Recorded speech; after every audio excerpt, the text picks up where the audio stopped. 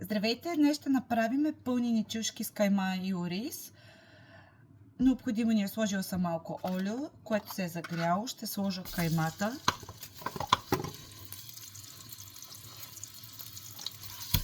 Каймата я правя до почти да е готова, до полуготовност. Една чайна чаша ориз.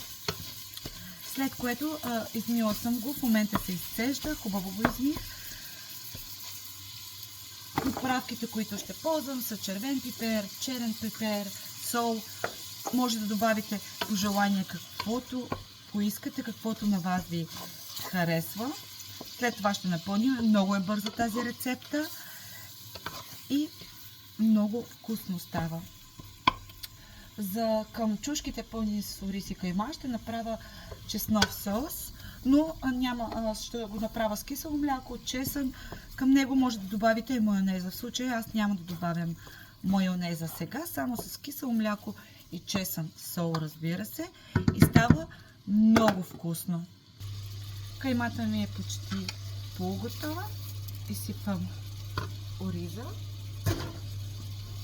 разбърквам, изчаквам така няколко минути, около 3-4 минути, след което ще напълна чушките. Много бързо се получава, много вкусно. Препоръчвам ви го. Ако харесвате видеята, моля, абонирайте се за канала. Не правя професионални видеа. Снимам директно от телефона, качвам директно от телефона, не обработвам. Надявам се с течение на времето да подобря качеството. Ето така, използвах чушки, 8 чушки на брой, защото тавата ми е голяма, тепсията. Винаги забравих да ви покажа, но края на чушките винаги режа съвсем едно малко крайче. Другото, което винаги запечатвам чушките с брашно, но този път забравих и вече няма как да го направя, защото остатъка от тепсията, от тигана, който правих за пръшката, ориз и кайма, сложих малко вода, след това залях чушките. Сега късам фолио, теча във фурната.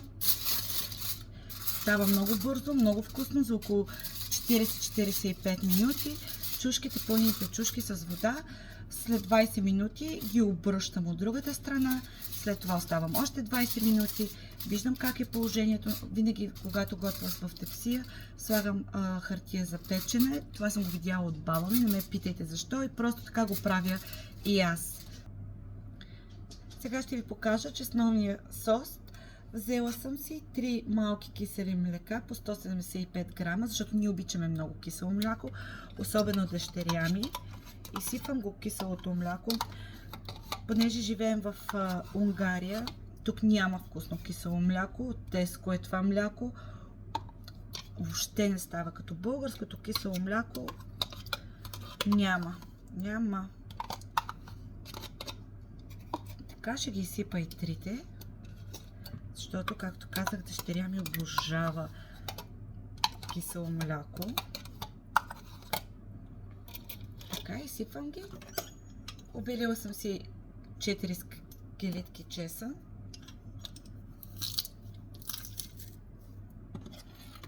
Към чесновия сос може да добавите примерно малко майонеза или всъщност то майонеза. Друго не знам какво би било добре да се добави. Ще добавя сол след маничко, ще разбърка много хубаво и соса е готов. Или може много малко да добавя. Не, майонеза няма да добавя, защото дъщеря ми не много харесва майонеза. Така че ще бъде с кисело мляко, сол и чеснов сос. Също се получава много добре. Овкусявате на вкус. Ако ви харесват видеята, моля, абонирайте се или ме последвайте.